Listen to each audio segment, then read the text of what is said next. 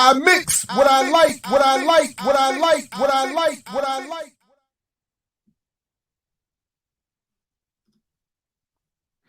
All right, what's up, world? Welcome to another edition of I Mix What I Like right here at Black Power Media. Again, I'm Jared Ball, very happy to be your host.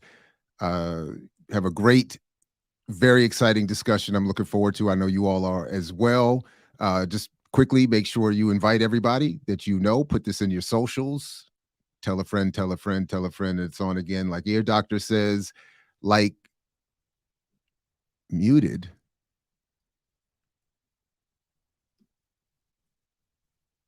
Like, share, and subscribe. Yeah, I don't know. Maybe check your. I think we should be good, right? We should be good. Okay. Anyway, yeah, we should be good with the audio. But anyway.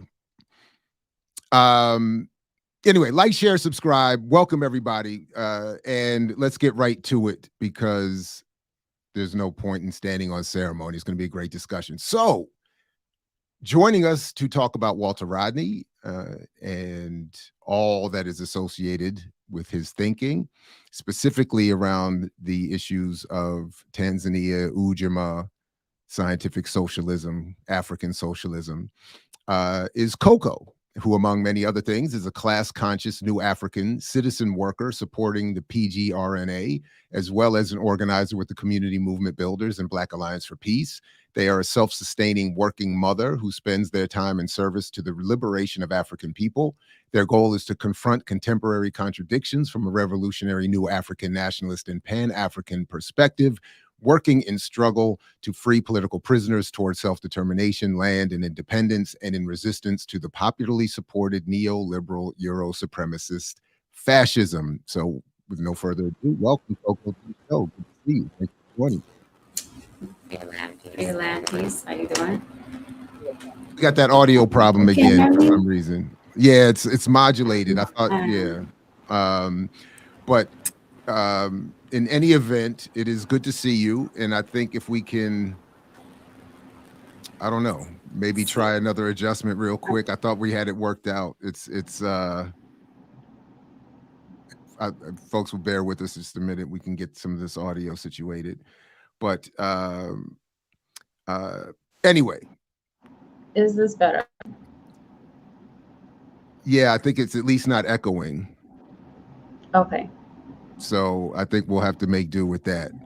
But I did, first of all, I wanted to thank you very much because this show, yeah, there's a lot of background noise. Okay, hold on a second. Let me mute you for a second to at least get through the intro, and maybe we can. Anyway, but I did, I wanted to thank you for putting this together, reaching out, having this suggestion. Obviously, we're happy to have you take more of a role on the platform. And you said, let's have this conversation, and asked us. I think everything is in the show description in terms of links for people to, if they haven't already, catch up and do some of the reading. But you asked if we could start with, or suggested we start with, Tanzanian Ujamaa and Scientific Socialism by Walter Rodney, and get into a few things that conjures up. And it is perfectly timed and I think a great idea. So that said, if we can, let's give it a shot and ask you, as we welcome Syrup C as a new member to the channel, to maybe start with why you wanted to do this and what was your reasoning for bringing up Walter Rodney in this particular reading and this set of ideas at this time. Yeah, absolutely. So can you hear me first? Let's see if this is okay. It's just got that. I don't know what's going on. But if I don't know if yeah. How's the audience as far as everyone? Can everyone hear me, or is it bad? I think it's really bad. To me, it sounds really, really bad. But I don't know what. Yeah, I'm not sure what's going on. Because when you get a mic on. Is this better? That's better. Is this better? Okay. That's much better. Okay. Is it? I don't know if that'll hold, but if If that'll hold, I that's got better. like 3 different mics that I'm trying to work with, and they're all bad. So Okay. I don't know. Oh, okay. It might just Okay. be my my internet service, you know, because I got the cheap internet service. So I'm Well, assuming I that mean, that that could sounds potentially be. perfect, actually. I mean, Okay. that sounds really good. So, like I Okay. said, hopefully that'll hold. I, And let me know if you need me to restate any of the question, or if you had if you're just ready to go. We're happy to have you. yeah, no. So for me, you know, as a class conscious New African, right? I've been studying the history of the Republic of New Africa and a lot of its foundational texts and principal arguments. Um, you know, have and with that, it you know, and thinking about what it means to build a new African nation, that's from a scientific socialist perspective. That has me looking, you know, throughout different independence struggles in Africa, in which these struggles were called socialist. And so, because there's these different variants of socialism, I kind of wanted to know which one is the most viable example that we should be looking at, or you know, and I think that that's just you know part of the struggle is to you know identify different struggles, learn from the history of these struggles, and and see what we can take from these struggles. Um, and so, as a New African, I've also learned that there are some, you know, economic considerations that are made within the nation, which is called New African Ujamaa. And this kind of led me to be curious about Tanzanian Ujamaa, just because the fact is that that was the influence for New African Ujamaa. And so, I remember asking your opinion of Tanzanian Ujamaa, more specifically as an economic basis based, and then you had pointed me to this direction of Walter Rodney's criticism, which propelled me to you know find this article that was written in 72. And what fascinated me about Rodney's argument in this particular article is that he answers these questions about how to identify various interpretations of socialism, and more specifically release some of these restrictions that are placed around scientific socialism, or aka Marxism, which makes society scientifically socialist, right? And so this is what, for me, what Rodney is trying to say is that has been arguing that socialism comes in various forms, and it can be either scientific or utopian.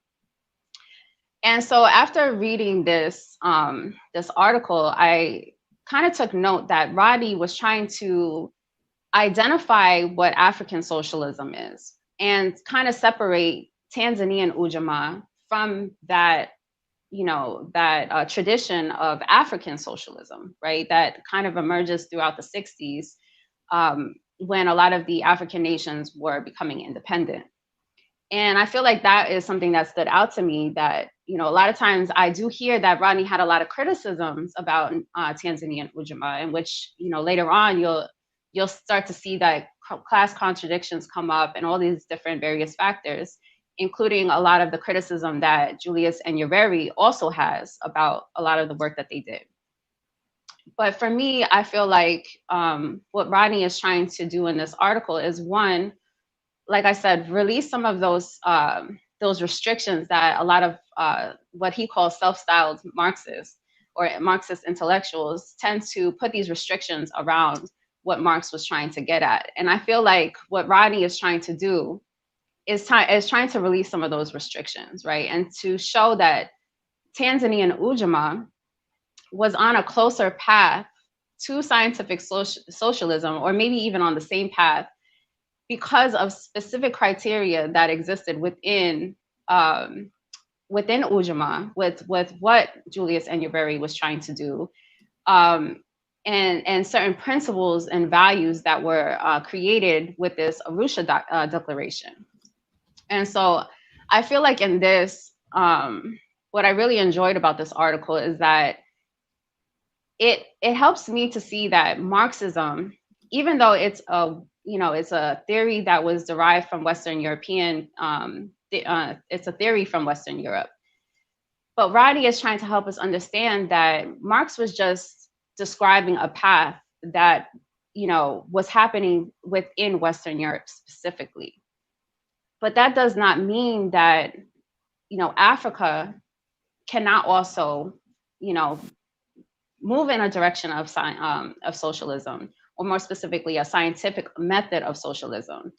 And so for me, I feel like a lot of times there's, African-centered people will tend to push aside Marx and Marxism to say that it cannot be applied to Africa. But Rodney is also helping us understand that stratification and class formation has already emerged in Africa during this period, right? Because of colonization, because of Western European influence on the continent. And so I think Rodney is trying to say is that we cannot be restricted to say that we can't be Marxist, or Marxism or scientific socialism cannot be applied to African society, because the key understanding is that class formation is emerging. And so I think what Rodney at this time is trying to also get at is that why is it that, it essentially is to catch the issue before it emerges even further, right? So class formation in Tanzania at this time was not very prominent, right? And what Rodney is trying to express is that Julius Nyerere and Tanzanian Ujamaa is trying to stop that from actually becoming even more of a problem for the newly independent nation. And so for me, that is a lot of the reasons why I decided to look at this and actually found interest in this article. No, right on. And I'm glad you did, and I'm glad you suggested we revisit it and talk about it here. Just to pick up a little bit from what you said, in going back to look at this, and then I'm still slowly on and off reading the Decolonial Marxism book, where he picks up some more of these ideas, or where these ideas are also compiled. But he does a couple of things that I think are very important. One, and I'm going to, I'm sure, conflate both this article and that book, so people, I hope, will forgive me in that. I'm not sure where I'm getting what from what, but a couple of things that I think he does that are really important for that kind of discussion is that he talks about, one, the ongoing debate, that there's a history of this debate among African people about the value or lack thereof of Marxism. And then he does endeavor to define scientific socialism, saying that it's simply Marxism, and trying to apply socialism scientifically, as you said, to avoid the utopianism and the fantasy. And I think he suggests also that Ujamaa is part of that utopian drive that avoids class and avoids some of the other contradictions that arise in the contemporary world. And that's one of the other points that I think he does well to remind us that, I think in decolonial Marxism, he keeps coming back to a variation of the phrase or the point, in this moment, in this time, right now. In other words, it's to me, at least, as I'm reading it, it's not, as I think you were also saying, Marx is always right, he's our guiding light, and we follow him blindly, and blah, blah, blah, blah, blah. It was, here are a set of ideas that, as Rodney also talks about, when picked up by Lenin and Mao and then the African world, are improved upon, can be made applicable to our moment, and are of great value. So I like that as well. And then one other point that I think that I like that he makes in this article, that I know I'm looking at right, because I'm looking at it right now, is that to address, I think, the last point you were making, that I think helps collapse the divide between nationalists and Marxists, or African-centered folks and Marxists, is that he says Marx disavowed any intention of using his model of Western Europe to provide a historical philosophical theory of the general path every people is fated to tread. So even Marx was saying, I'm not saying you got to apply my situation to yours. And then he also said, did Rodney, that he reminds us that Marx was clear that you don't have to go through socialism to get to communism. I mean, capitalism to get to communism. You can, or socialism, you can, right. In other words, African people do not have to go through a capitalist or a modern capitalist, advanced capitalist experience to then get to socialism. They can sort of skip that part and get right to the scientific part, in particular if they're controlling their land and their resources, etc. So I thought all of that was of great value. And I think, again, in my humble fantasy endeavor of trying to collapse that ongoing debate that Rodney is himself talking about among African people, is like, yeah, these ideas have value to our time, and we can do some good things with them. So yeah, anyway, I'll stop there, but that was just my initial thoughts on this. And I, again, am grateful that you asked us to come back to it.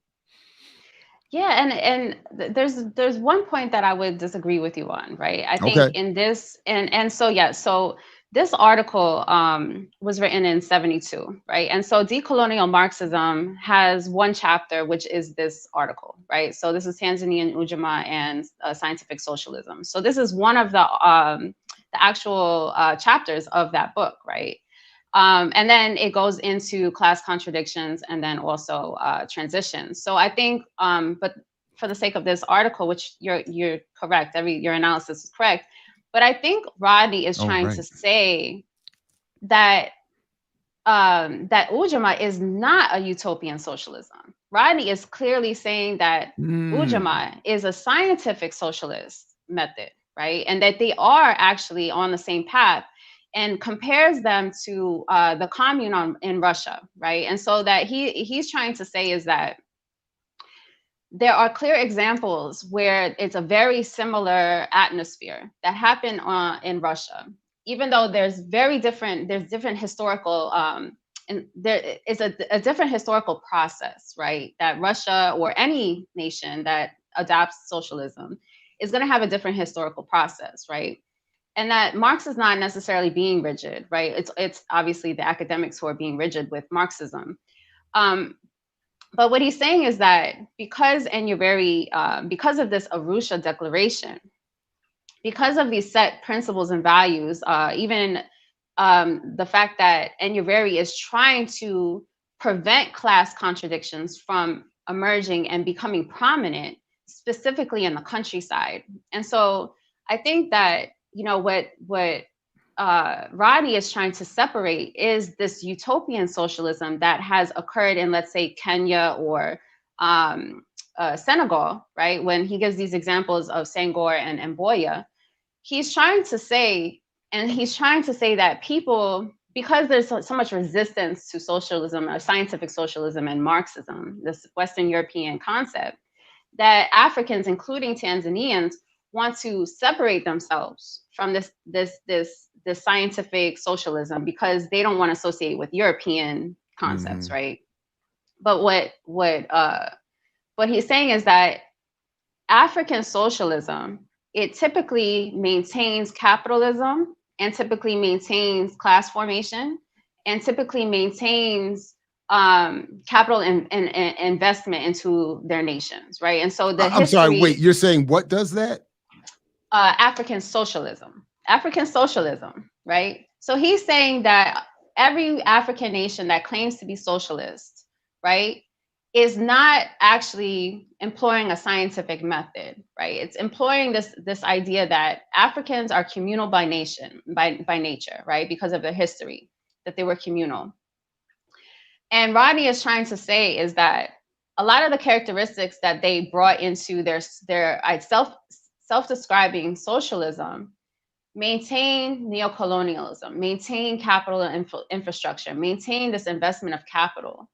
And the reason he's separating Tanzanian Ujamaa, he's trying to say is that because Tanzanian Ujamaa is its principle is to eradicate capitalism, right? That's the goal. That's the goal with the Arusha Declaration, is to eliminate and eradicate capitalism from infiltrating further into their society.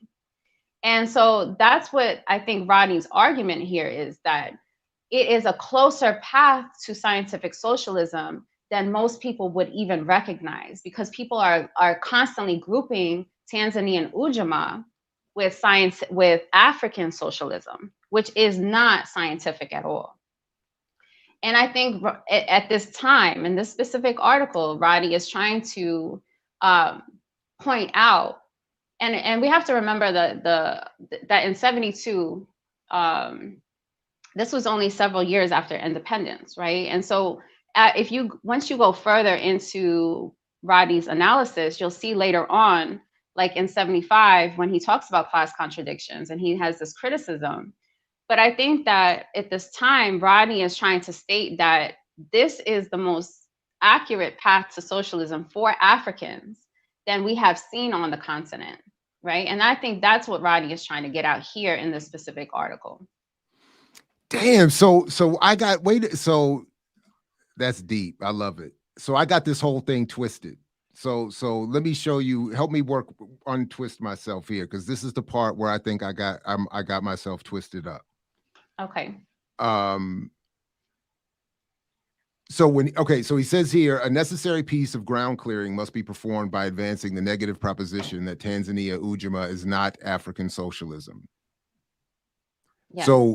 So this is where you're saying he's first distinguishing Ujamaa from African socialism to show that Ujamaa is ultimately closer to scientific socialism.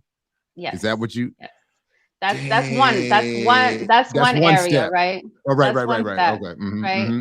And so he goes even further, right? Let's say, let's see. Let me get a more specific. Because let me just so such a disclaimer may appear curious and even presumptuous in view of the fact that 1962 Mwalimu Nyerere referred to Ujamaa as the basis of African socialism.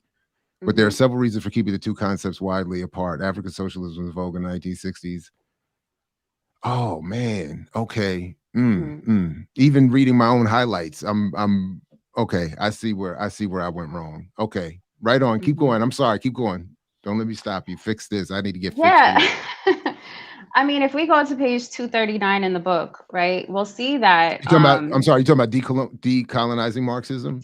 Is that what you're talking about? Okay, hold on. Yeah. Go ahead. I'm sorry. We will see. Let's see. Okay. And I'm sorry, because I'm looking at my Kindle copy. So what section of the book are you in? This is toward the end. Let's see. I don't know. I'm sorry, I don't have the or the chapter. But here it says the issue of nationalization in a case in point. However, it does not mean that Ujamaa and scientific socialism are on two divergent paths. Right. So prior to that, he's trying to make the case that, it could be argued that measures taken to implement socialism in Tanzania run the risk of being defeated for lack of rigorous theory and that comprehends the antagonistic and non-antagonistic contradictions. And so he's trying to state that there are going to be contradictions that come up. However, it's still the other examples when he goes into Russia, he goes into the fact that, Julius Nyerere is trying to organize the countryside, the rural, and make sure that the countryside is also organized to prevent the peasants from becoming the proletariat in a way that serves capitalism. And so I feel like, he's really just trying to make these connections throughout the book to kind of separate and to identify Tanzanian Ujamaa as more of a scientific method because of certain principles and values to prevent capitalism from, maintaining a stronghold within Tanzania, right? And so I think that's why he goes into Kenya and Senegal, because he's trying to say that these were not necessarily scientific methods that were employed. They were not trying to get rid of capitalism, right? But Tanzania was, right? But obviously you're not going to be able to compete. And obviously capitalism is not going to, to work in favor of socialism in a way so that, and you'll see in Class Contradictions, that starts to impede on some of the advancement that they're trying to make, right? And even Julius Nyerere, when he talks about the Arusha Declaration 10 years later, he talks about, how banks start to come in and try to invest in private property. And so they're constantly working against these contradictions. But I think Rodney is trying to, again, like I said, he's really trying to stress that there are certain values, certain variables that are trying to push Tanzania Ujamaa that is scientific, right? That is closer to what Marx has described. And I think that that is, you know, just specific examples that are in the text, you know, based on that. Right on. Okay. So didn't you also say, okay, no, I love it. That's great. So, well, one thought I did have is that, so then does that mean, so I'm right in that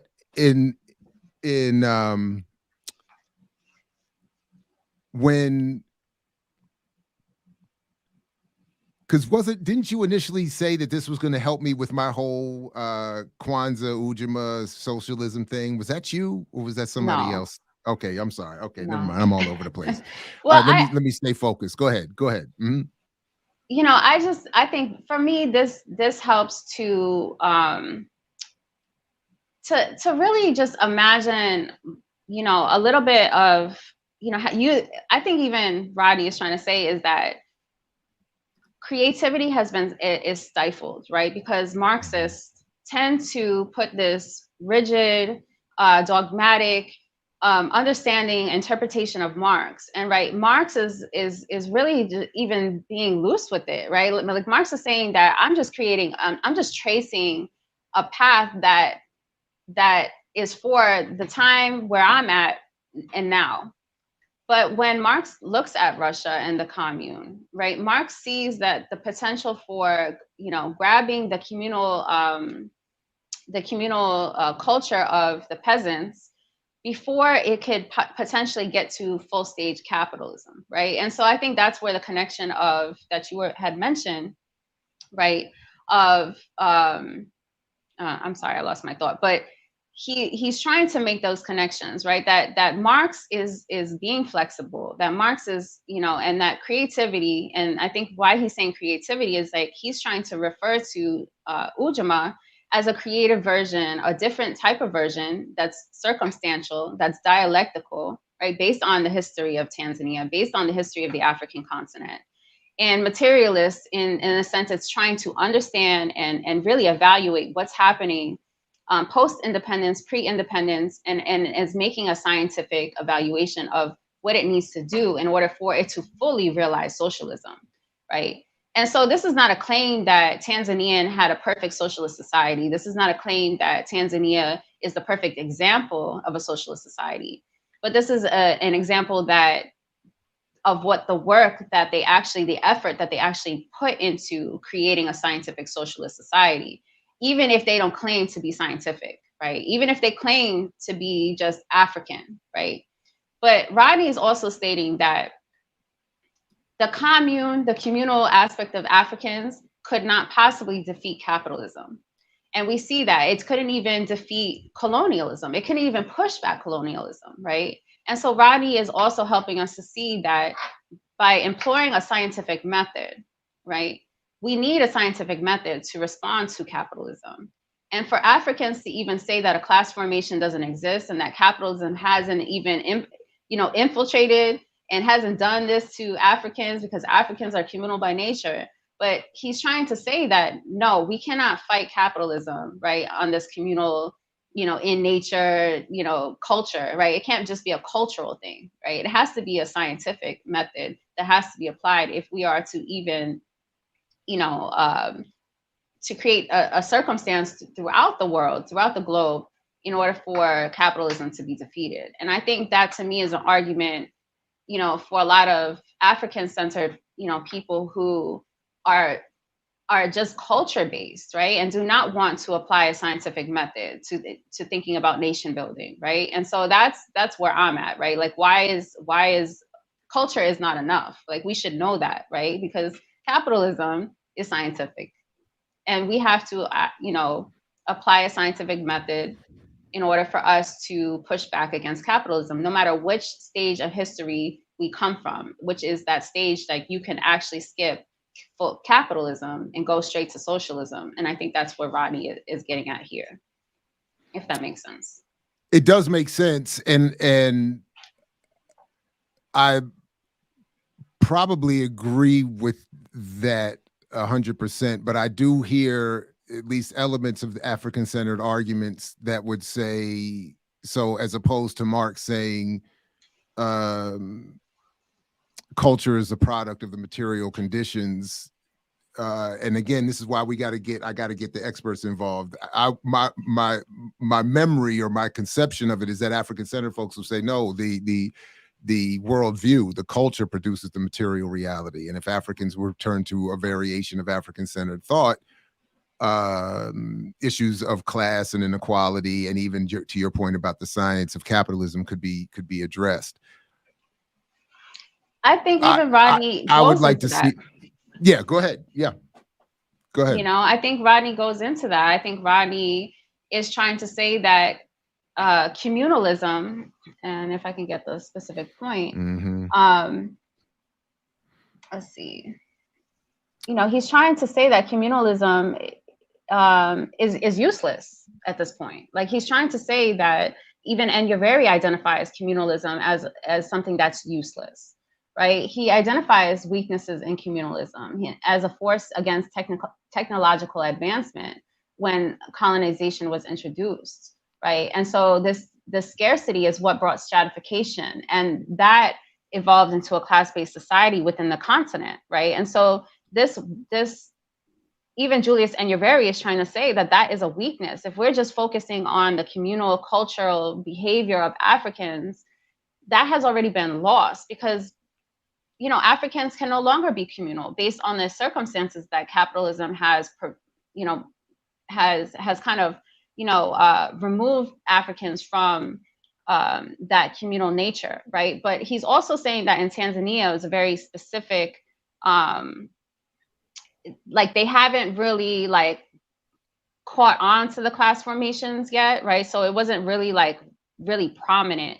And I think that's a special case that Rodney is trying to identify within Tanzania, that there's like these special cases that it's like, it's not really fully realized. Class formation hasn't been fully realized yet. So grab it before it happens, right? And Julius Enyaveri is identifying this, and Rodney is pointing that out as well. Yeah. So, and this is again where my confusion was. Yeah, I had that messed up, because so then Rodney is even more valuable than I thought even before in trying to collapse this divide. Exactly. Because he's saying Ujamaa isn't African socialism. It isn't what you think it is. It's actually closer to this. It just has a different name. And if you could get over the language maybe a little bit, right, it would. And yeah, exactly. And okay, I think I think they are utilizing this culture, right, of African culture, you know. So it's not to say that you have to remove African culture or the nature that's within African people, right? There's natural tendency to organize and so, and I think that's the reference to where Marx is saying is like, you know, maintain that culture of people. Like, you know, it's useful, right, to the development of scientific socialism. It's not necessarily like you have to remove the culture in order for scientific socialism to be applied. And even Rodney makes a statement that says, like, you don't have to necessarily identify an ideology because somebody created this theory, right? Like, we don't have to be Marxist because Marx is, you know, identified what scientific socialism is, right? We don't have to be Marxist because of that, right? We can actually, it's the method at which we arrive at socialism that matters more, right? It's not what Marx's words, right? Marx is just helping us to, you know, to realize this phenomenon of like socialism, you know, being possible. But to grab this communal behavior, to, you know, use it because it's beneficial to socialism to be communal, right? It's beneficial, but it's not necessarily communalism as a form for society. That's not useful, right? So he's trying to say that itself is not useful, but organizing people to be self-reliant, to be, you know, this togetherness, right? That is useful. And so that's where, you know, Tanzanian Ujamaa attempts to do that with these Ujamaa villages, right? And tries to address the countryside and tries to prevent landless peasants from, being owned by, property, these owners, right? And so I think that, again, is where Rodney is drawing these connections to why Tanzania is more scientific than most people would realize. Right on. Okay, so a couple things. First, forgive me if I'm forgetting what we discussed beforehand, but what is your time like? How are you for time? Oh, I'm good. Yeah. Okay. I got time. Mm-hmm. Okay. I do have, I know I have a 12 o'clock, so I would have to wrap up by then, but if you're good till then, or some variation of that, okay, good. Mm-hmm. So one thing, my youngest daughter just texted me and asked if I could help her pick a controversial topic for her history research paper. So I thought this would be a good time to tell her, of course, and to raise that with you sitting here. Maybe we can, what's a good 10th grade version of the conversation we're having? Let's just let that float for a few minutes while I ask you this other question that came up while I was trying to prepare for this morning. And it's perfectly timed because you're talking about this issue of communalism. And I wrote here to ask you, is Rodney's point about communalism not being socialism relevant to my own criticism of efforts towards cooperative economics? Is there a parallel here? Or am I still twisted up? Well, that's also what kind of, drew me to this, right? And obviously, I think you were talking about the myth of Black buying power when I asked you this question about, because I think a lot of people want solutions, right? Mm-hmm. And, people are frustrated that you don't offer these solutions. And in my opinion, the solution is nation building, right? That's my opinion, so when people think about entrepreneurship, right? When they think about, supporting Black business or supporting this collective, like, if we only support each other, we can do well. But it doesn't necessarily mean that it's organized, right, in a way. And I think that's where the problem is if you're organizing it and you still have individuals benefiting and there's still stratification that exists, right? So it's not necessarily the fact that, putting your money together and building a nation is different than putting your money together and maintaining stratification, maintaining, somebody's, I'm doing well, but you might not be doing well. I don't really necessarily have to help you do well, but we're all eating, right? So stratification is going to continue, right? So it's like, that doesn't make sense. But in my case, I think about nation building, right? And I think about what it means to have state power, right? And so building power is different. And when you think about building a nation, and if you look at any African nation that was built, economics is important, right? So it's not to say that economics is not an important aspect, right? But it's how it's organized is what matters. And in this case, if you're organizing it collectively, right, who controls that collectively is what matters. That's the difference between what a lot of people are saying, oh, let's put our money together and let's, but if you're not building a nation, or if you're not building something that's organized, or even power relations, even, when you're, let's say, voting, right? If it's not collective and it's not, collectively organized, what is the purpose? It's not going to go anywhere, right? It's just a few individuals are going to do well and the rest are not, right? And so that stratification still exists. And I think that's where people are not seeing in your argument, is that stratification is going to continue. And that's what I'm seeing. I don't know if you can correct me. No, first of all, I don't think I could correct you, but I think that's right. At least, yeah, that's a better way of maybe putting what I'm trying to say. So yeah. Yeah, anyway. So what else? What let me stop pushing the conversation selfishly in my direct. What else would you have wanted to have us focus on this morning? Or what other points did you have in mind to bring up? Well, I mean, that was like central to where I was at, Okay. right? Like, the fact that, and I think that's, for me, I think, as an organizer, as somebody who's in various spaces, whether it's, New African or, like I said, I organize in various different spaces. And so for me, the question has always been, why not Marx? Right. And I'm not a Marxist. Like, for me, I haven't even read Walter Rodney like this, right? So I'm looking at this completely from a perspective of, why do people who identify as African, think that, I guess, Marx is not useful, right? I think that's like, to me, was where I get confused, is like, why do people believe that Marx is not useful, right? And Rodney helps me to see that Marx is useful, right? And not necessarily that we have to be Marxists, right, to organize ourselves. We don't have to be Marxists to be scientific socialists. And I think that was like the biggest part here, right? We don't have to be Marxists to be scientific, to take a scientific approach to socialism, right? And if we're going to actually take these approaches, we need to be a little bit less rigid with our understanding of things, or even better studied, right? Because I think that's also a problem, is like, what are we studying and how are we studying it?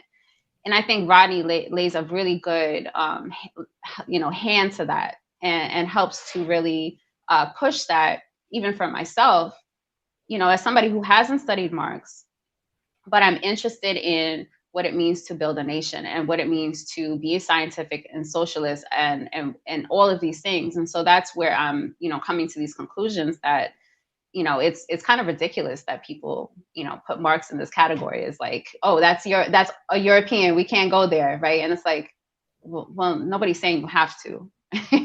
And that's the frustrations I have, Yeah, and I'm still stuck on the Marxism and African liberation, which is why I didn't even realize that this article we're working from is later on in the book, of decolonial Marxism. But in that chapter alone, he does, for me, a lot of what you're saying is the great work of saying, like, again, like, it's not about this, it's not about venerating Europeans. If anything, it's about,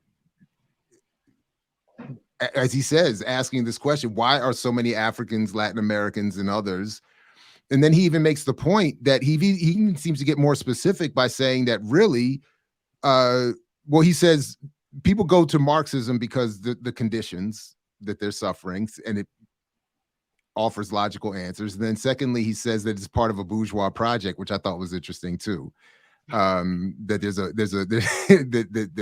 there's a bourgeois interest in it that perpetuates all the time, and that is consistent in I think he's saying in all communities. Like, there's this, that, but then he also gets very, very specific to say that it's the English speaking world that has been taught to have a particular antipathy towards Marx, that the French, the Spanish, the whatever, the rest of even the European world, and certainly in Africa and Latin America, in the non-English speaking areas, there is less of an aversion to it, which that struck me. I hadn't really considered that before. And it reminded me what I was trying to argue before, that it does sometimes feel like the aversion to Marxism is itself a particularly Eurocentric ideal, as opposed to, looking to preserve African. So anyway, I don't know.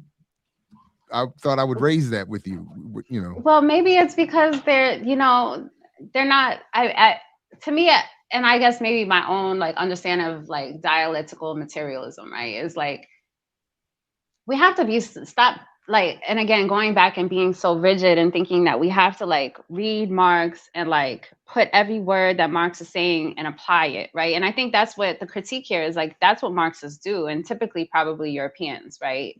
They interpret Marx incorrectly, and they work it in their favor, and it's probably false, right? And it probably doesn't work as well as if we were to, look at Tanzania, who's like, we're not Marxists, but they're probably doing a better job, right, as interpreting what is necessary, the steps that are necessary to take.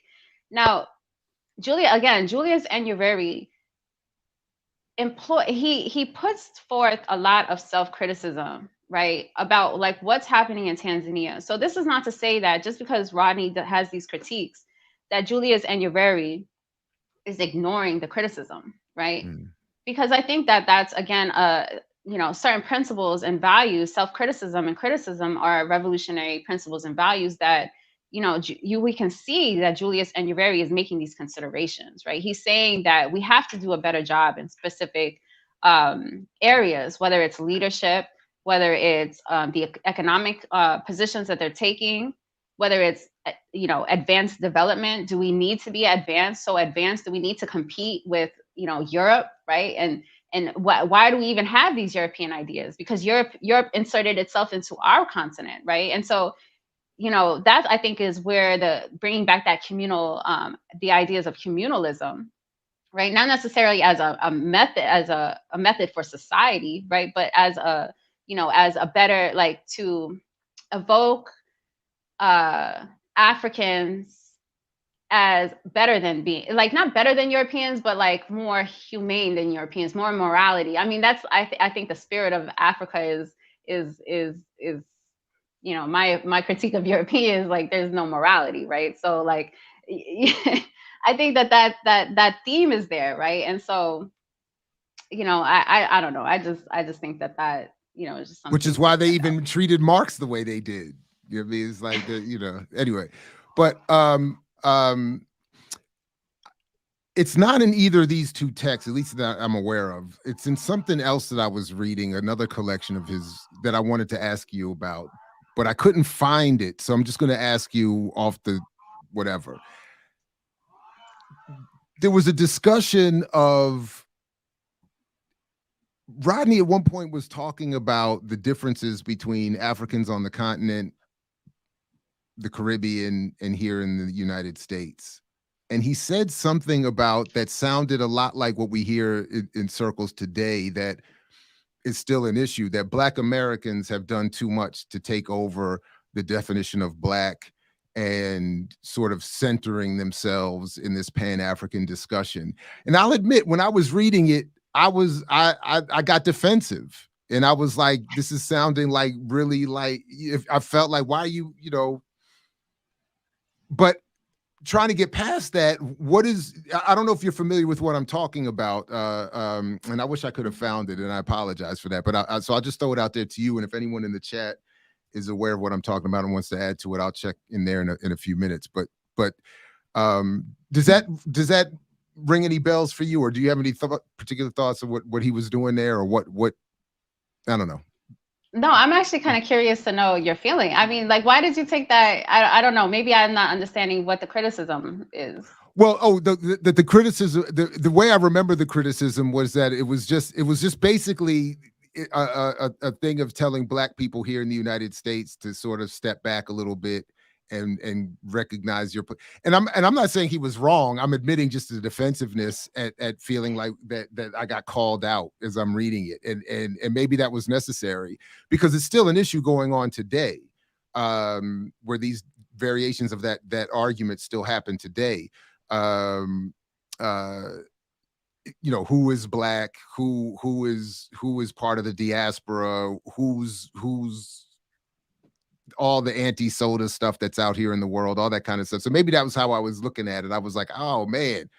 But that was it. I don't know. And again, I couldn't find the text to really go back and look at it. So I just thought I would throw it out there. And if you remembered and had something to add, but that was really it. I didn't, it was just a non-analytical defensiveness on my part. I was like, but and I don't remember exactly what I think he was trying to do.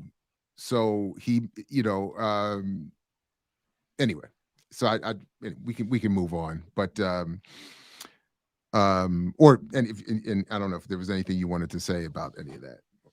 Yeah, no, I mean, I don't know much about, okay. Like I said, I don't know much about Walter Rodney, and not to say that I'm like anti-Walter Rodney. I just never explored, I have all his texts, I have all his books. And I'm like, okay, I'll get there, but I just never got there, right? Until now. And I'm like, wow, I feel like he just put a lot of perspective, and you know, obviously there's going to be differences between how we approach, you know, being that we are here in the United States and, you know, versus, you know, someone on the African continent or, you know, someone in the Caribbean. I feel like there is, you know, a very unique position for us, you know, here to really, I think we have a problem with identifying like what our movements are about, like what is our purpose, like who's, you know, are we American, are we not American, what does it mean to be colonized in Africa, right? Be colonized Africans, you know, within this continent. And I feel like that throughout, you know, various African, you know, leaders and various African thinkers, you know, kind of place us in a unique position. Like, okay, well, you are over here. You don't have the same, you know, experience, the same colonized experience. And it's true, we are very unique, you know, in that we, you know, had a very unique experience compared to those on the continent. So I think that there is something to be said, right? Like there is somewhat of a difference, right? We can't necessarily group I mean, we all have been affected by colonization, right? We've all been affected by US policy. We've all are continuously affected by it, right? And those even who do come to this continent, who, you know, have been displaced, right? I call them New African as well, right? Because I'm saying that we are all, as a nation, affected in the same way. I don't care if you're ADOS. I don't care if you're, you know, Soda. FBA and whatever you call yourself, right? Like, you know, we had, and especially if you are of, you know, of a history of enslavement, you know, like people haven't even read or looked at the proclamation, Emancipation Proclamation, right? The original version in 1862, right? That states that we are colonized Africans, right? It says it in there, right? Like Lincoln actually said that we are colonized Africans, right? Oh, In my damn. studies. Yeah, right. So like people are not like, they're not really seeing things for what it really is. Like it's saying that even in that, it states that we were released under the conditions that we work for the union, that we support the union, right? And so there's these conditions that were tied to our, you know, so-called emancipation, right? And so that's why I take the nation building approach where I look at what the history of New Africans, you know, in post-enslavement look like, and why there's this argument, you know, for an independent Black nation of, you know, the Republic of New Africa. But that's, you know, that's a whole different conversation. Which But we yeah, should have. We should do that one. We should do that one at some point. let's You know, go. feel free to We'll lead make it that happen. whenever. Yeah. We'll start booking that immediately. So I thought if you're cool, we could invite some comments or questions from folks. That would be I have great. not. Yeah. I have not looked at the chat at all. So if folks want to re-enter any questions or comments, please do so. I will even drop the studio link if somebody, if you want to jump on and speak your mind directly, that'd be great as well. And remember, don't forget, we still have to come up with a research topic for my baby girl. So I don't know, like what do they study in 10th grade? I didn't really go to school. So, and it was a long time ago. 10th grade was a long time ago. So I don't know what they study. I'm not worried about what they're studying because the request specifically was to come up with a controversial topic for her. So I feel like, you know, we can determine that direction. That's the way I'm looking at it. So, yeah, anyway.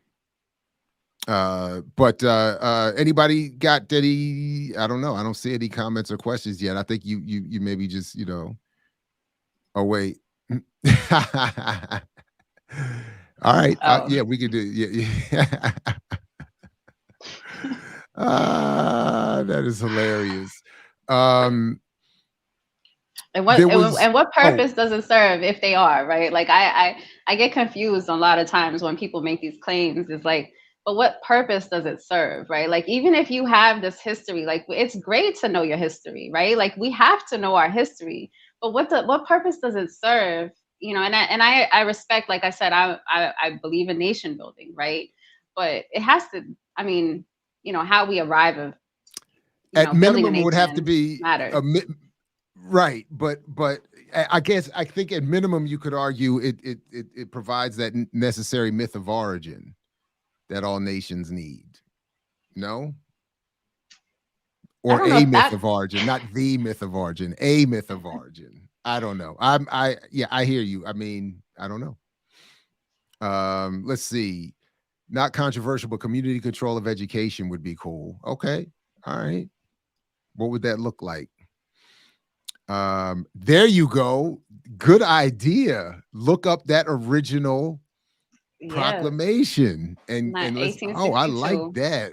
Let me put a Hmm. star on that. Good idea. Good idea.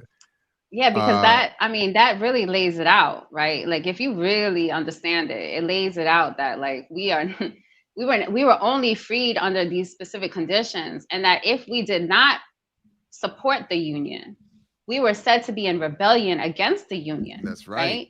And got to get out of And here, right? so That was part of the colonization point too, right? Wasn't it?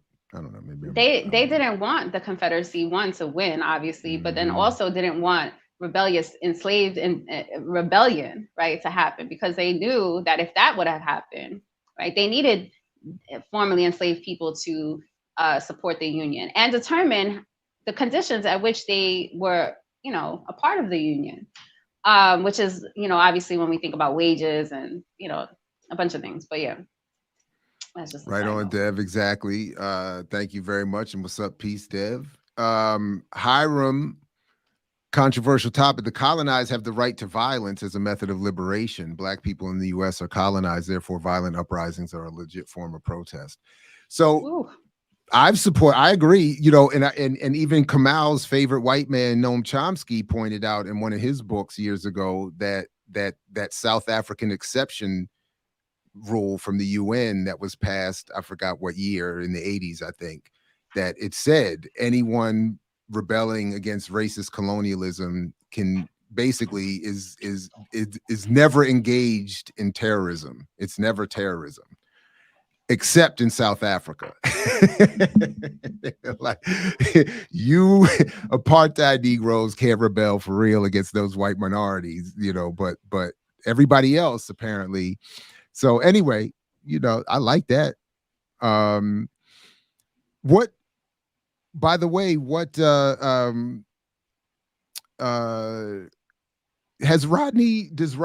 what does Rodney say specifically about revolutionary violence?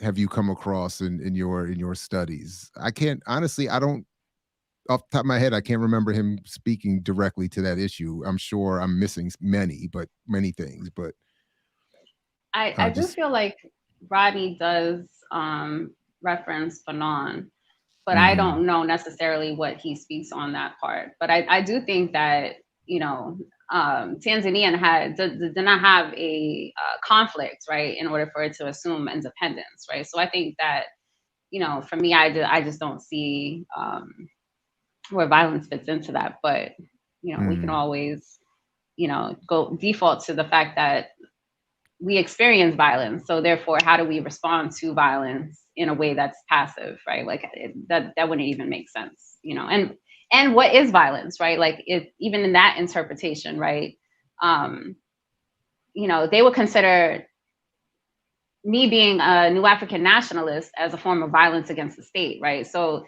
they would assume that anything that goes against the state is violence, right? So I don't know, you could always, argue what is violence. Right on, yeah. Um, let's see. Why not have your daughter critique the 1619 project and discuss the instances of Africans who were in other areas of the mainland, such as Spanish Florida? I'll put a star on that one too. Not a bad idea. Although that would mean I would have to have her watch that series or read I don't know. That actually might be really good because it's I'm sure families across the United States are probably watching this 1619 project and teaching their children about how to be a good American, indoctrinated Americans. So Um, while we're waiting for more questions or comments, I did like chapter, by the way, where Rodney says it is fashionable to glory in one's ignorance to say we are against Marxism. I thought that was a pretty good line.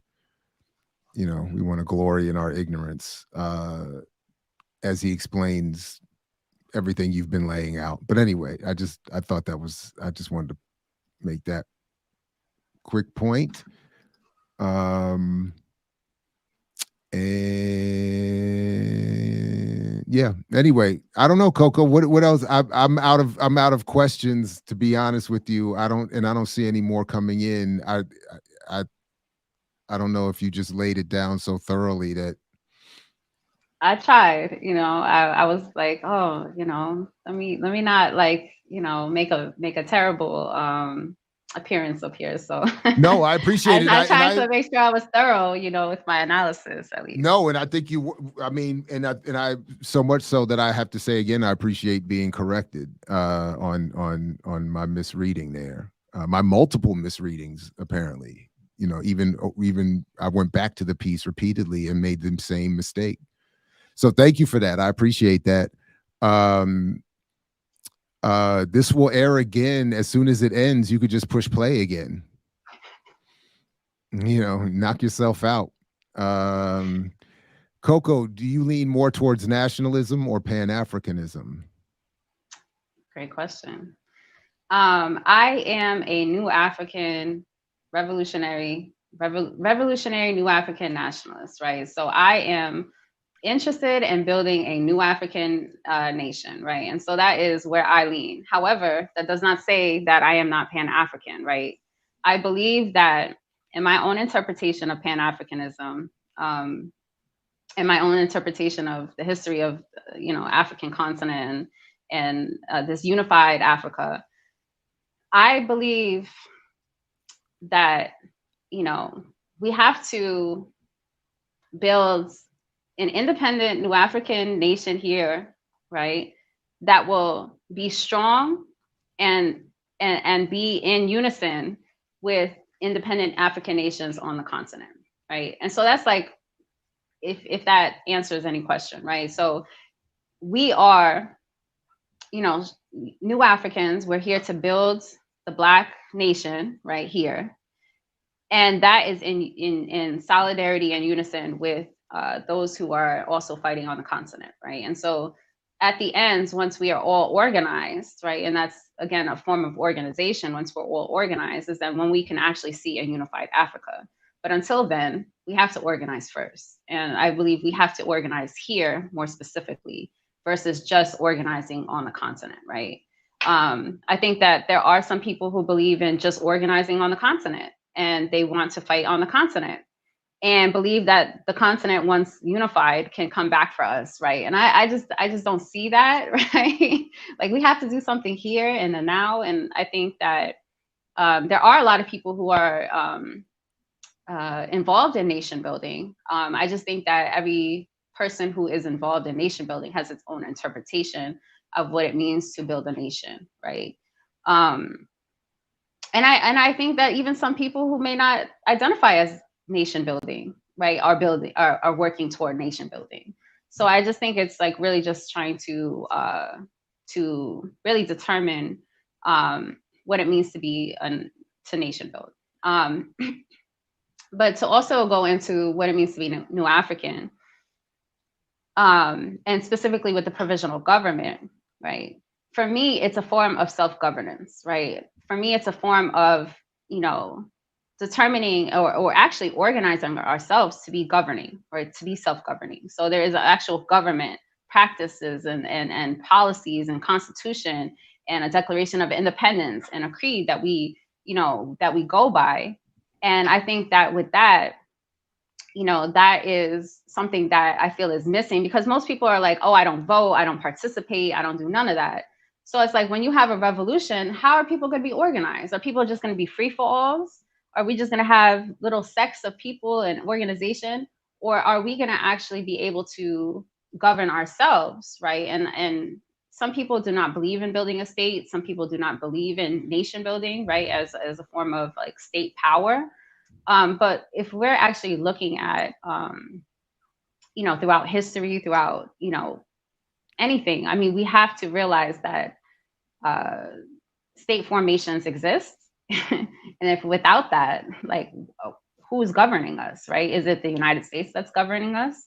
You know, we know that we cannot find justice. We cannot find a just society. There is no liberty, right, within the United States Constitution for new African people, for Black people, wherever you may come from.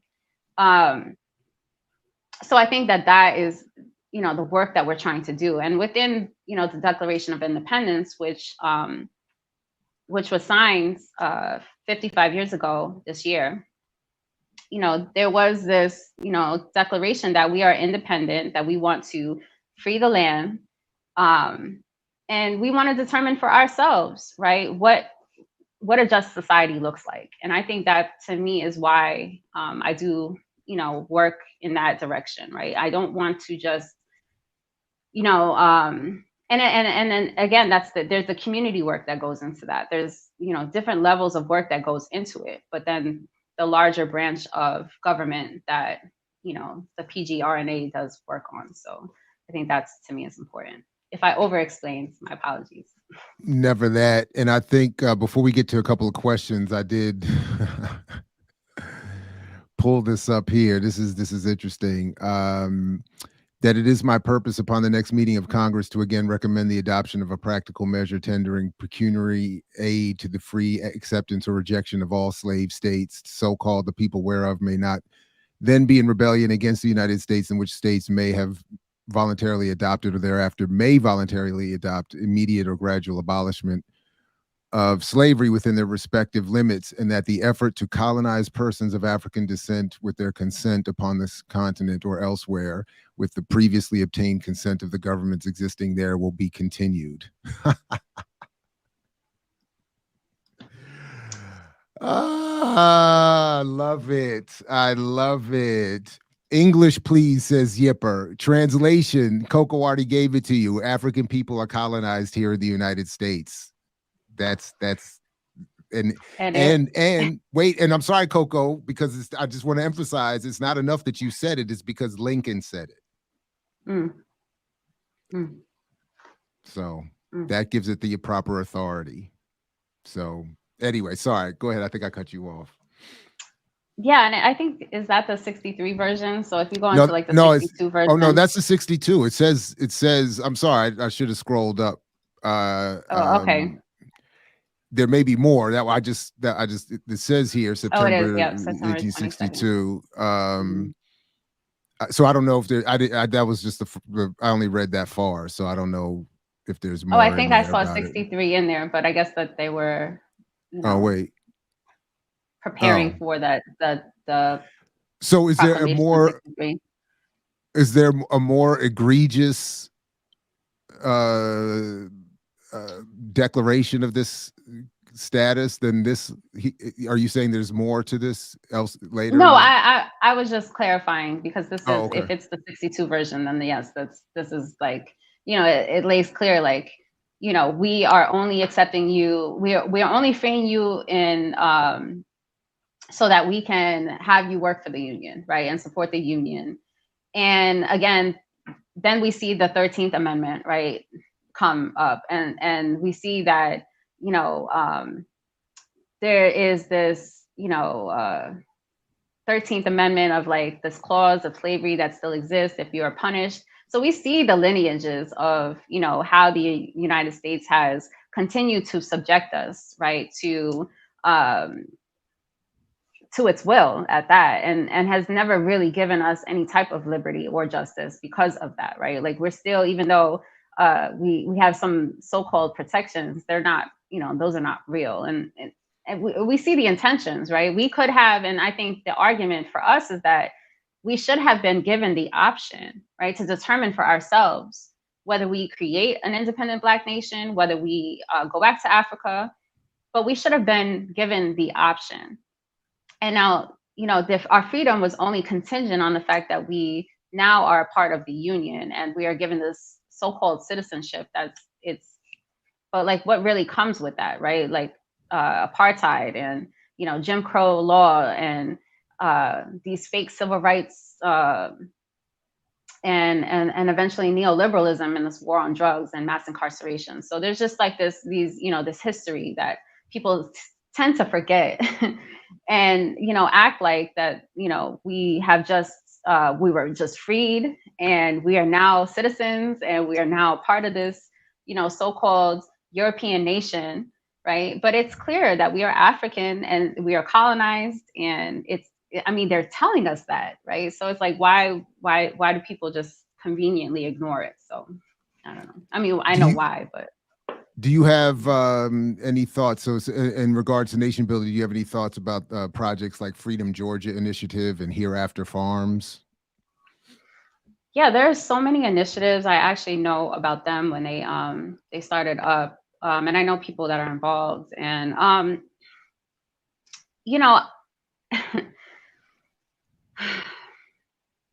think that as we understand the work that we're supposed to be doing, right? I feel like it's a form of organization, whether it's scientific socialist, whether it's capitalist in nature, whether it's still tied to the American social structure, right? It's still some form of organization, right? And so I feel like as what we see of what's going on in the United States today, right? We see inflation, we see this so-called debt default, we see wars that are these proxy wars that are starting to pop up, right? And so I feel like, as the United States destroys itself, right, because that's essentially what I'm seeing, right? I'm seeing others organize, right, and form and organize. And now, so this, I'm sorry, what was it called? Freedom Initiative in Georgia. Freedom Agenda, the Freedom Agenda in Georgia. Yeah, and Hereafter Farms was the other one.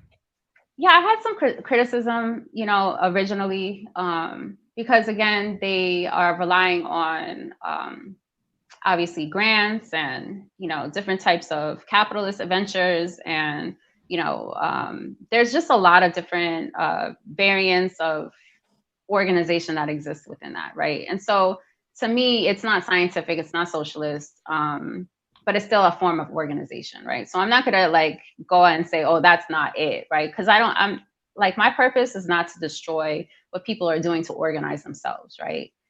What I'm saying is, as somebody who is nation building, how do we organize these organizations and collectively come together, right, and represent our people where we're at, right? And so we should be organizing locally and then moving collectively together and forming a government to help to, regulate and control and have all these systems and in place, right? So that we are organized collectively, no matter where we're at, no matter what type of organization we engage in.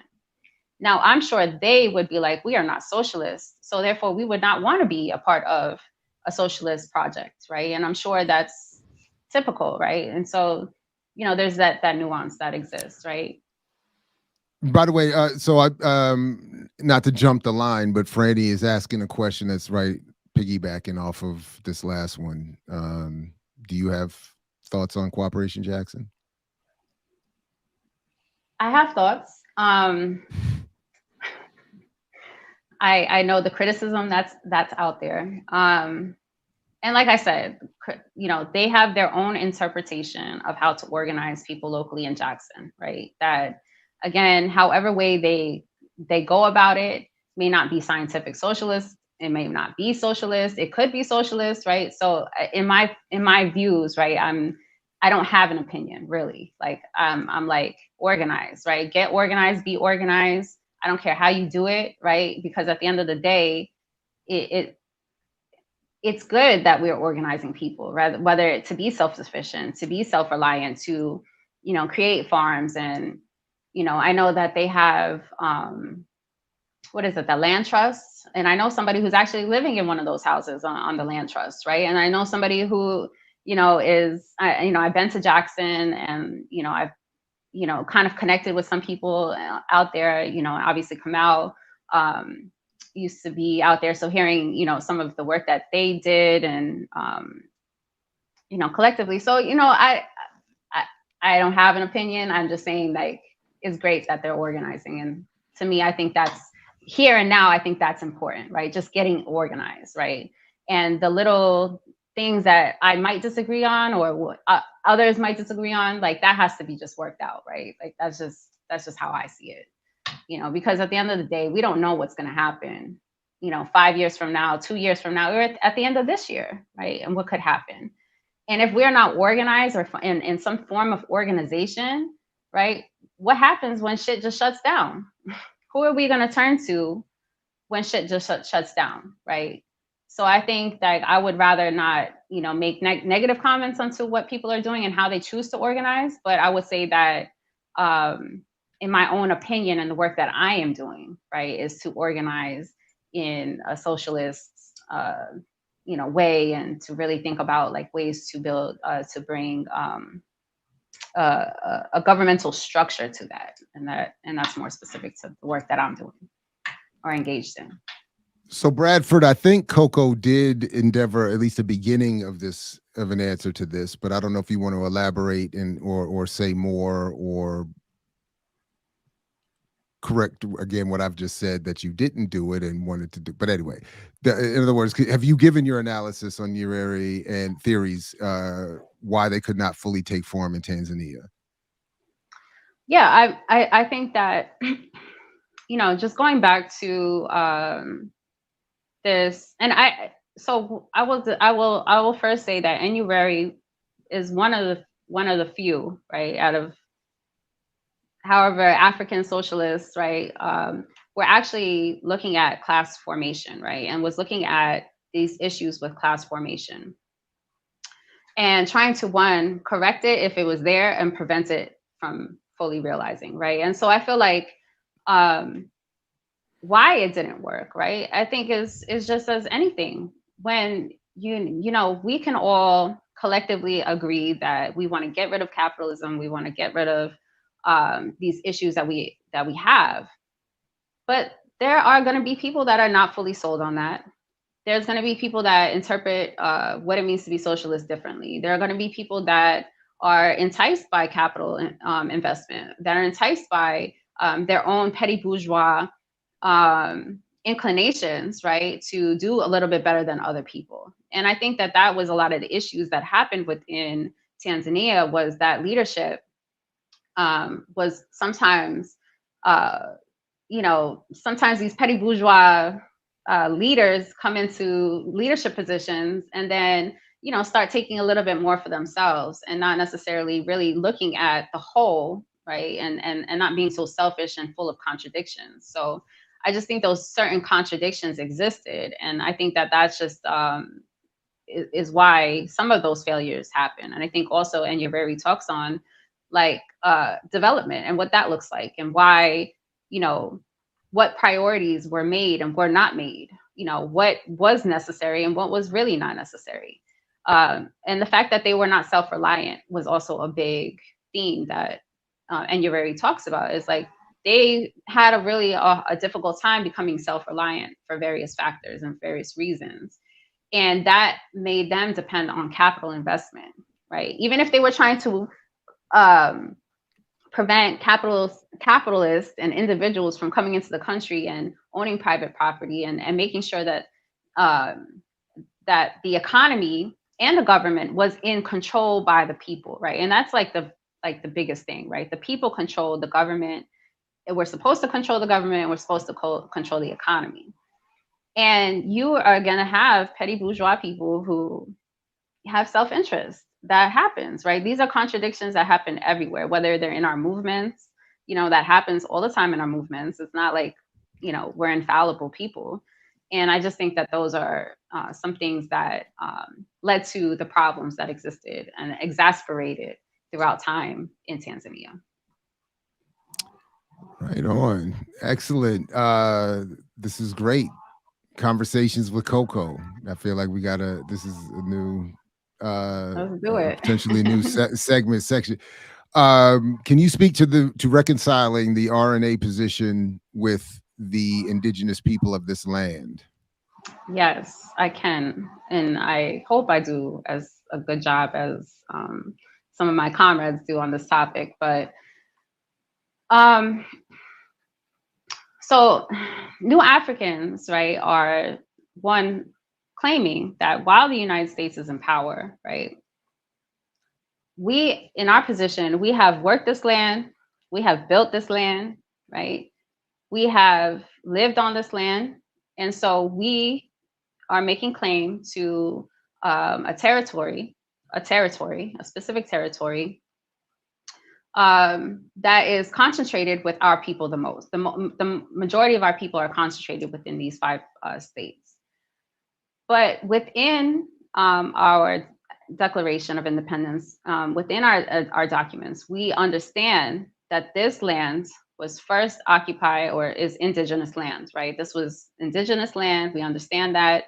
We are saying that we are working in unison and solidarity, right, with indigenous peoples who are claiming this land to be theirs, right? So we're not saying that we own the land. We're not saying that, we're just making a claim for a specific territory based on specific criteria of what is owed to us, essentially.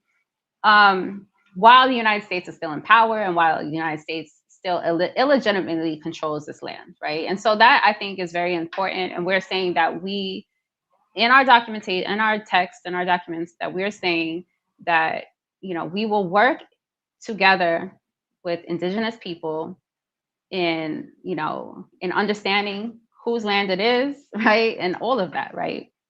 Now, I will also push back, right? And say that not all indigenous tribes in, the United States, right, is indigenous. There is a lot of European influence, and I think there's a lot of history there, and I'm not even going to go into it because I am not an expert, right?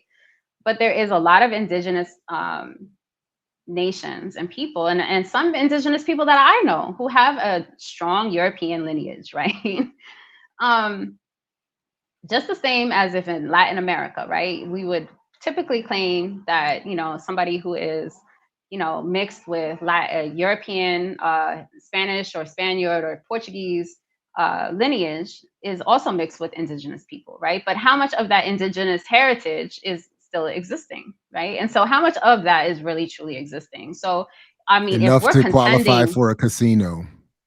Right. I mean, and I'm not saying that there are not indigenous tribes and people out here who are not truly indigenous people, right? But who is actually in control, right, of the politics of these nations, right? These sovereign nations, right? Who has already infiltrated? I mean, for all of these years that the United States or the European has settled on this land, right? Who's to say a lot of those Europeans didn't also infiltrate these nations and then start to make claim that they are now inheriting this land and nation, right? And so I'm not saying I'm an expert at this. I'm like, I might get some pushback on this, and it's fair, right? But I'm also like throwing that out there, right? Like, let's be real here. And I'm not saying that, like, again, I'm not here to disrespect no indigenous people. I come from indigenous roots myself, right? And so I'm just saying that there is, that will have to be worked out, right? That will have to be worked out. But we are still making that claim. We are still stating that,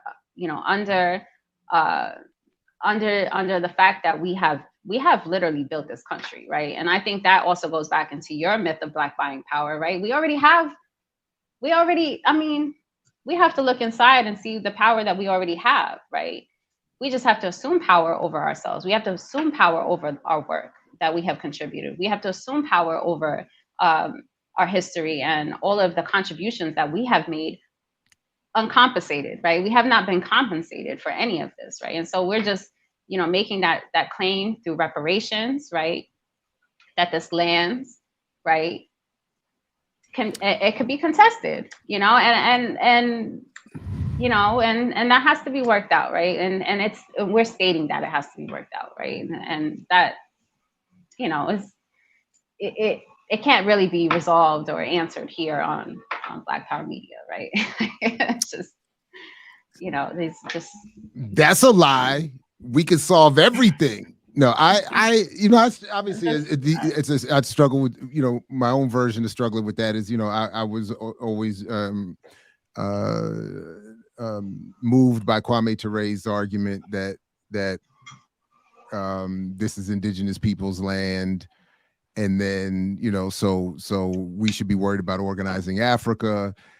At the same time, I see the complications. Obviously, that's easier said than done. It's very difficult to conceptualize, and I always do struggle with even your description of the RNA position on "we built this country." My visceral response is always to say, or to feel like, yeah, but I don't want credit for that. I want it to be acknowledged for the suffering of our ancestors, but I don't want credit in the sense that I want to attach myself to the end product.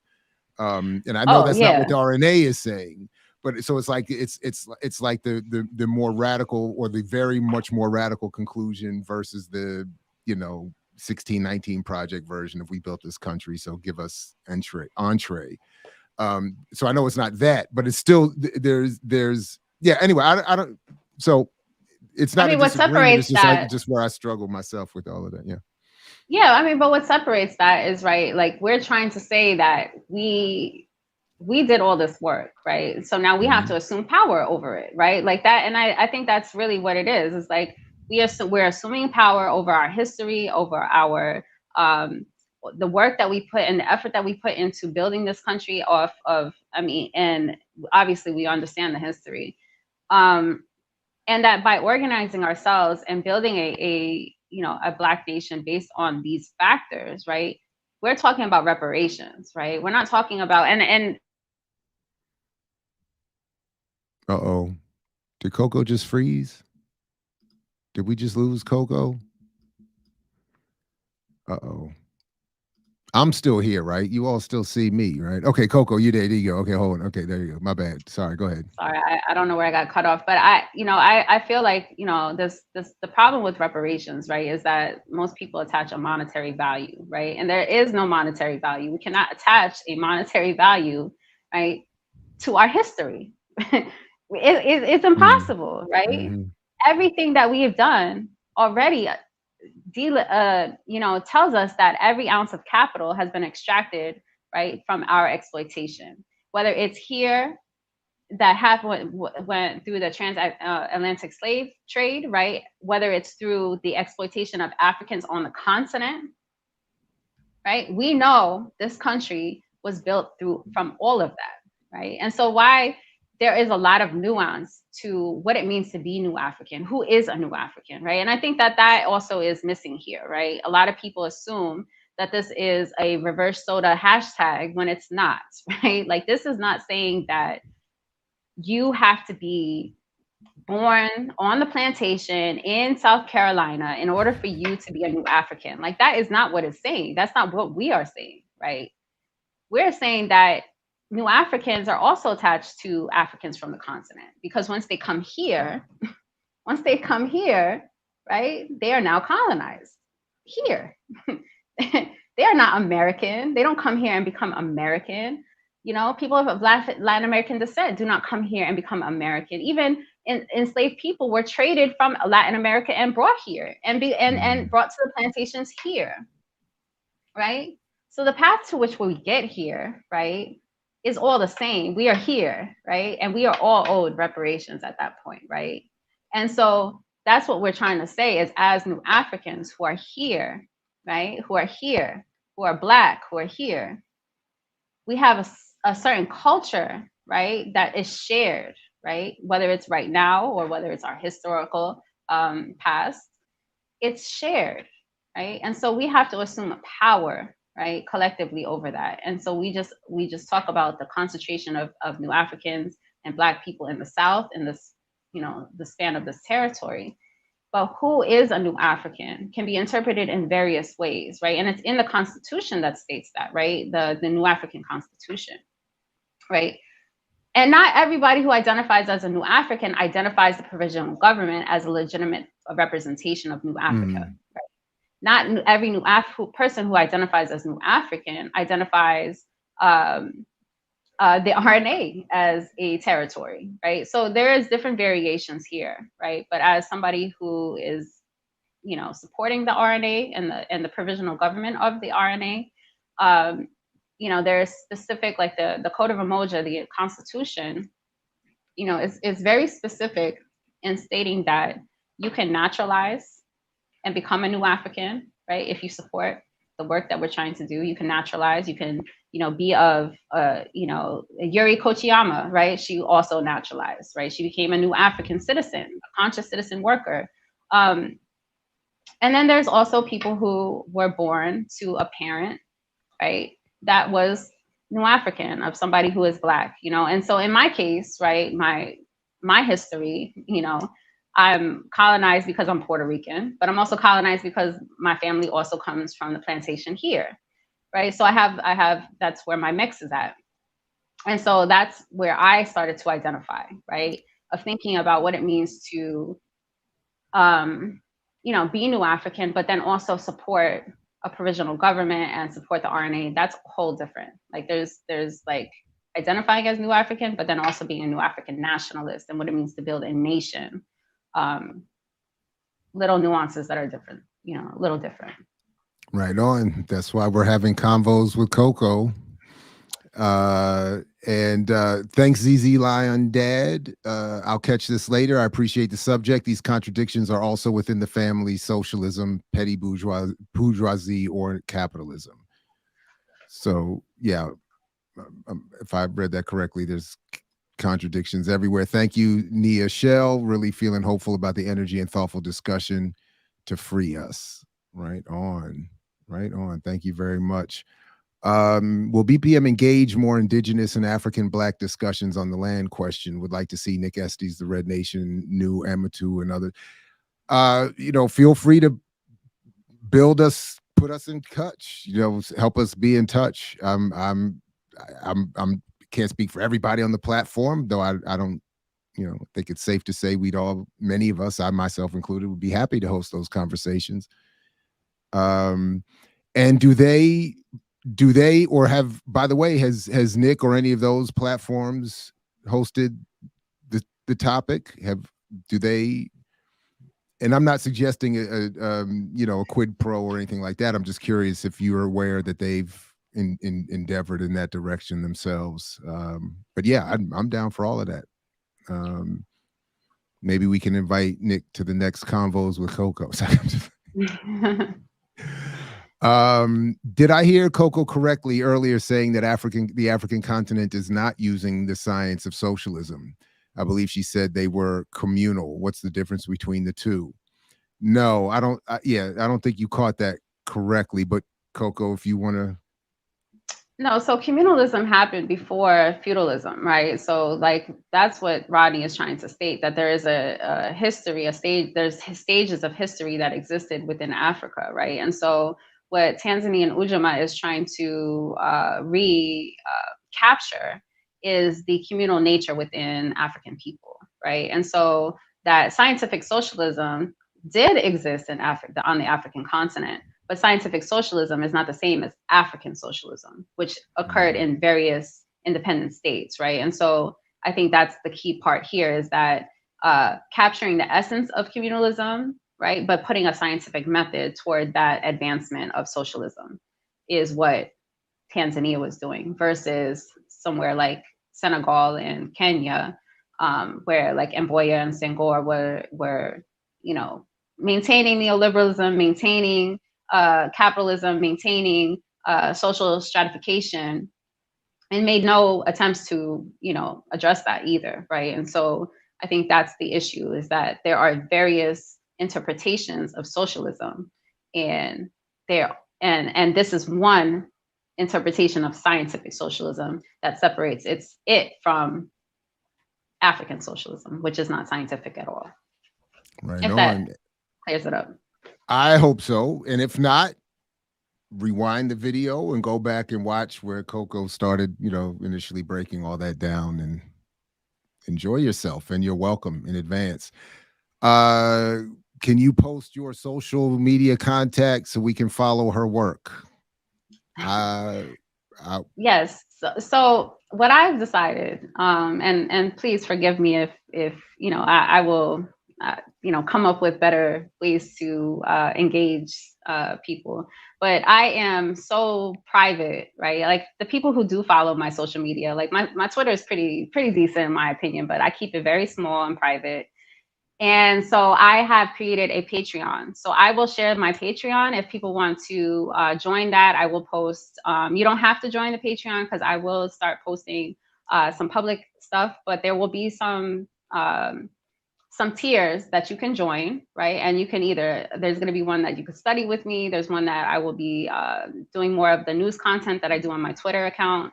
As well as some more personal expressive content that I will be engaging with.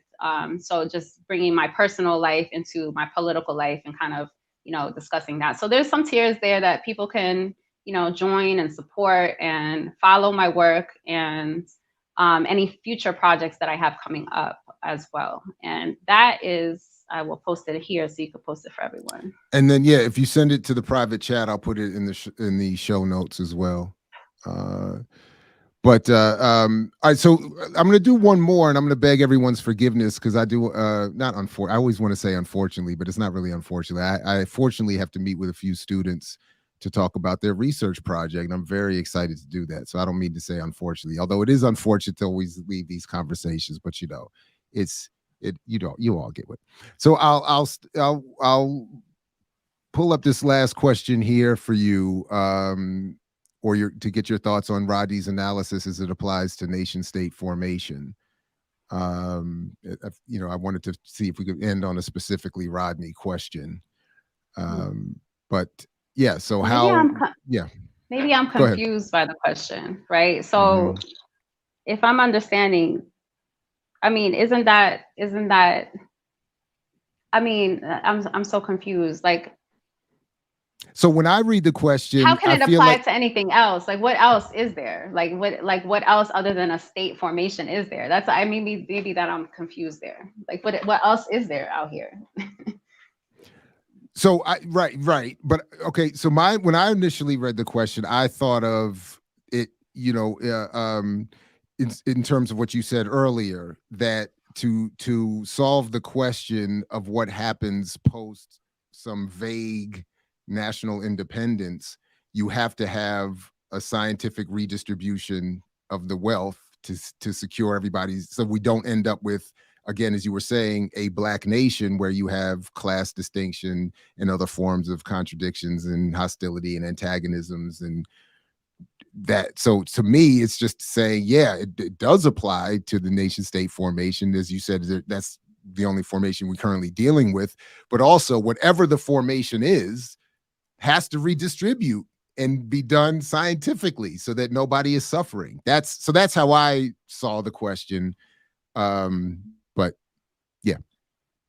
Yeah, I mean, I just think that, we're talking about policy making, right? I think Rodney is talking about policy making, right? And what it means to, deliberately create policy around socialism, right? And to be scientific and analyzing the people and what's going on and in analyzing history and what brought you to that place and, all of these things. But yes, it is within a nation, right? A state, because we have to recognize that and obviously there are some criticisms of state formations, right? And so this is not here to say whether state formations is the answer and whatnot, because I think it's ridiculous to even think that you can skip that step, right? Like, to me, like, to get to communism, you need socialism, right? And what communism is like the utopian, right? Like, for me, like, that's the end. That should be the goal, right? And then, thinking about the commune and, smaller communities and smaller, communities that take care of itself. But I think, to organize that, I still feel like a nation, I mean, nations are created, right? But state power in this current climate, right, is important. Like, how do you defend yourself without that? I just, indigenous people, indigenous tribes are, constantly struggling because settlers are constantly, infiltrating small tribes, right? So what protects you against European state power, right? If you're not I just get confused on that sometimes. Like, we can't just be so individualized and so small that we can't even protect ourselves. Right. But yeah, I guess that's why I'm seeing only, like that word only that was in that question. I was just kind of like, you know, like what else is there? What else is there? Well, listen, for part one of the ongoing Coco's conversations, this was great. And so I want to thank you again for reaching out and suggesting this, for fixing my analysis, for helping us all with all of ours. This was great. I put the Patreon link in the show description so people can follow up with you beyond this. And whatever form you pop up back on this platform, I look forward to it. And I would like to have us start to build for our next discussion that RNA conversation. So, Coco, thank you very much. It's been great. I really appreciate you doing this. Likewise. I appreciate the space to do this and to, again, like have this conversation and then like, obviously build from here. So I am looking forward to that. And hopefully, people went a little easy on me in the chat, because the chat be, I'll be a little bit rough in the chat. So I know. So hopefully, it's not too bad. And people get to learn a little bit about me at least. Right on. No, it all looked good. It was very engaging. So anyway, to you we say peace, because we know you're willing to fight for it, as Fred Hampton used to say. Same to those in the chat and those who will see this later. We appreciate you. Thank you very much, everybody, for joining us for this conversation. We'll catch you next time here at I Mix What I Like and throughout the platform. Peace, everybody. Take good care. I mix what I like, what I like, what I like, what I like, what I like. Wait a minute.